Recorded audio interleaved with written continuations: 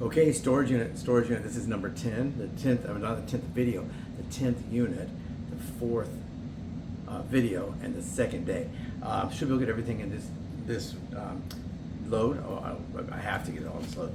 So I'm going to put one load out there, come back and get another load, and put into the cart, not loads, but one trip with the cart, unload, come back, do another one.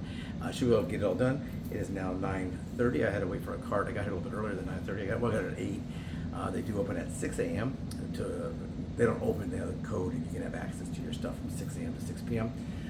So I did that, and then I waited for them to get here, and I didn't realize I didn't have to wait because there was somebody here. I thought I would wait until the office was officially open, but all you do is you give your driver's license, and then they give you a card, and then you exchange your card for your license. So I'm going to turn this around, and we'll see what we have left on a little tour.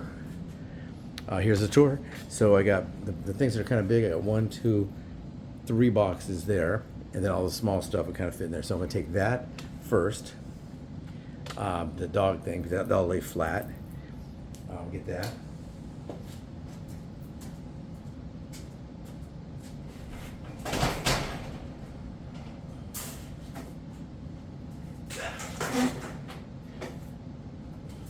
This is where it's probably not too heavy, but I was working all day yesterday in that hot sun, so it feels pretty heavy.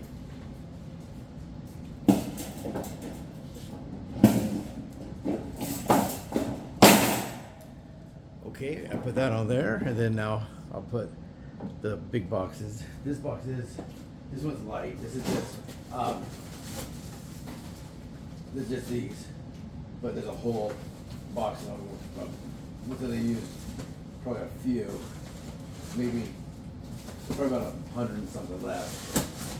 That's a real light box. If I have to leave anything here outside, I will, but I don't really want to do that. There's a lot of how we out there, and they were asking us if I had anything that I didn't want for my unit that they could have. And the answer was no, I don't, not yet at least. This one is very heavy. I think I'll take these out.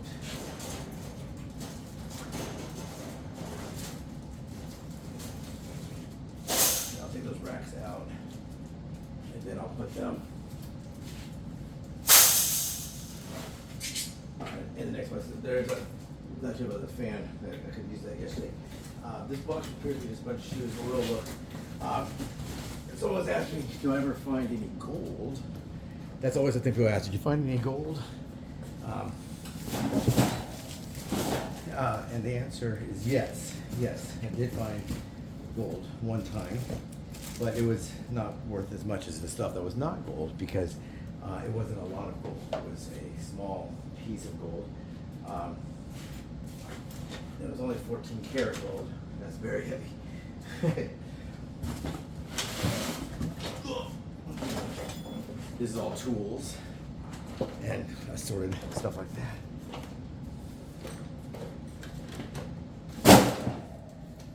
Okay. Yeah, that was heavy. Got the suitcases, those are easy to load. This is all those seasonal bags. Bags of bags. So maybe sell that all as a lot. This is actually heavy too. Whoa.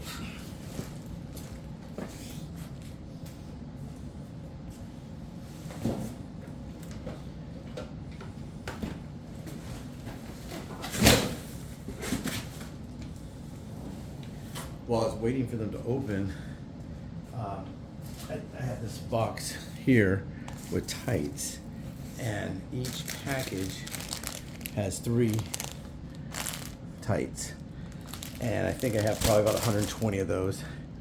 They're selling on eBay right now for $10 a piece. So if you have 120, yeah, I got $1,200 worth of tights in that little tiny box. It'll be a slow sale. It'll take a long time to do. So you can't be really excited. I mean, you can be excited, but you can't really think, okay, this is gonna sell today. I'm gonna get in there and I'm gonna list these and people can buy them. I'm not gonna sell them as a lot. I'll just sell them individually. You can put the quantity on eBay to 50 or 100, whatever you want to do. So I'll count them all up. I'll leave them in the package. I'll open one package so I can get a photo, and then I'll try to leave them in the package. And if I sell one, open up the package or whatever, and see what we got. This is all that new clothing. There's brand new boys' pants. I was talking to somebody from this. I don't know how I come out of this one. I'll turn around. Okay, I was talking to somebody from the unit 3 down. Yesterday I was pretty much here all by myself all day. About 3 units down, there was a lady and a man loading up some stuff, and they have a place where they sell, and they have an indoor unit, and they actually sell down. I guess around 7th and Alvarado area. She was saying down by the park.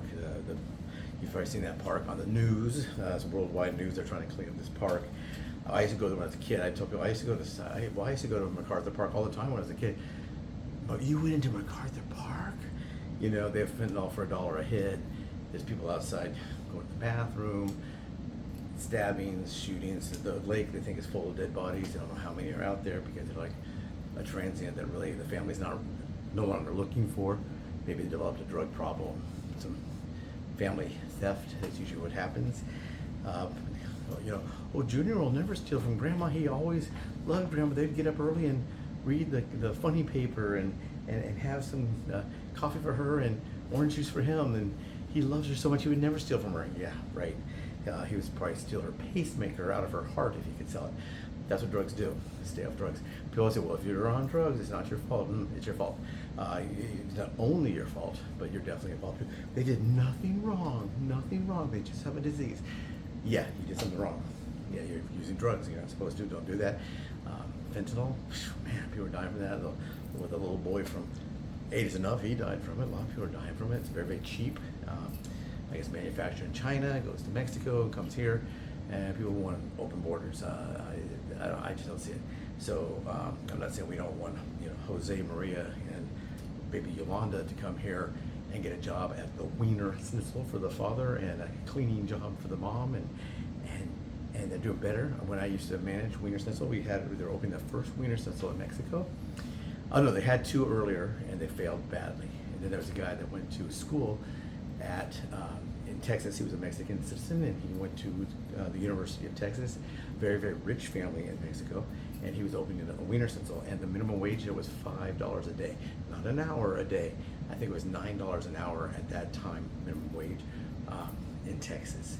So major difference. I'm not saying we shouldn't allow people, but he said that this lady had this unit had a store down there, because it would be like store, then there'd be a few authorized food courts out there, and the rest now they said it was racist to make people have a health inspections, a place to wash their hands if they use the bathroom. A lot of times they'll run. You'll see if you drive enough around here, you'll see someone that's in there. They look and they wait, and they tell someone in the other. Maybe they have a hot dog stand with the bacon wrapped hot dogs, and the other person is doing tamales, and they say something about in Spanish or whatever, and they grab their toilet roll and run into the bushes. Well, what do you think they do? Blow their nose? Honk honk. No, they're going number 2, most likely, and they come back, and there's no place to wash hands. They just start again. Well, sometimes they wear gloves. Yeah. Well, they also wear the gloves to handle the money. If the glove drops, very, very dirty, very sick. Don't do it. Just gotta stay with those places. Which they don't even they don't need a license to sell. They don't need a health inspection. Nothing. And this person who had this one, hers was set up like a gift shop boutique. His is set up more like a convenience store, a bodega, whatever, a convenience store. And he had armed security. His cousin owns a security for him, so he can afford to put some security in there, armed security. And they sit on a stool out front, so no one sets up a stand in front. But when he didn't use his cousin's service, he sells hot dogs in his brick and mortar store. He sells hot dogs, like kind of like 7-Eleven where they have the hot food counter. But he had hot dogs, hamburgers. They were like the frozen ones that you heat up in the microwave and they put them in there. And a lot of workers up there sold like frozen burritos, but they had a whole bunch of stuff like chips, drinks, whatever you might want to have snacks that you may brought your lunch. Man, I really have a hankering for some Doritos, and you can go buy yourself some Doritos and a cup of coffee, get a hot coffee bar. And this one, there was these two guys that would set up a hot dog stand out front, and they were being protected by one of the local gangs, I guess. Would protect it, like, give me money and I'll make sure nothing happens to you, meaning I won't throw your hot dog stand in the lake, or whatever it might be. I don't know. You always see that in the movies. And when he got the guards there, they quit setting up in front, but they would just set up their hot dog stand, and they'd go into his place and do a little shoplifting sometimes, the two people that ran it. And they'd buy one thing, steal four things, and then they'd see his prices, and then, hey, don't go in there. You gonna get lunch? No, come here. And their hot dog, $3 for a basic, just small hot dog. Here, $2. And then whatever it was, they beat it by whatever. Then we have the bacon wrap with chili, the whatever they call it, the LA Dodger dog, whatever. And he sells in there. It'd be $9 here, $6, and they're underpriced because they had no pay for any license and all that. And so they got away. But this one here, they were setting up stuff up front. A lot of times the unhoused and the undocumented would go and they break into those. They die. They'll pull down one of those things, one of those Goodwill bins, and they'll climb. Oh man, look down there. Oh, I can get that radio. They reach for the radio, and the next morning they come. There's feet sticking out of the unit, out of the donation bin, and a dead body inside. We've had quite a few of those. Sadly, when I see the first one, I think there has to be some way, like they make the mail so the mail falls, and it's hard for them to steal the mail. They got to put like gum on a stick and try to steal mail out of the mailboxes. But they would just steal stuff and go, or on big trash day, they'd go get one lady. She was selling those flowers, the roses that had the little flashing things out of her store. Is one of her big things she did. She sells like little gifts, and Valentine's Day is really big. And someone set something in front of her, and they had blocking the door because they had found a recliner in the dump, and they put it on their cart and brought it out there with all their other stolen stuff, bike parts, and they'd take the wheels off of shopping carts. But she had an entire recliner blocking her front door that they got out of the trash and brought it to sell there. That was the unhoused. But then the other ones, they go and they buy stuff. A lot of times they go down to the Tijuana border, buy a whole bunch of like those little like ceramic banks or whatever, and they'd set up in front of her and they put her out of business. And he's where he is. It goes unit, his unit, and then 3 units, and it's only he's in business. The 2 to his right are not in business, and 1 down there. So out of 5, only 2 are occupied right now because of the same situation. So that's what happened here. So I'm gonna go and load this one up and take it to the car. I'll leave my phone in here, I guess. And this will be number 4. We'll come back and do number 5. Maybe we might even have 6 videos. And then what I'm gonna do after all these videos at the unit are done, I'm gonna take a step home, maybe take a nap, and get up. It's hot. I'll get up, and then I'll list some items.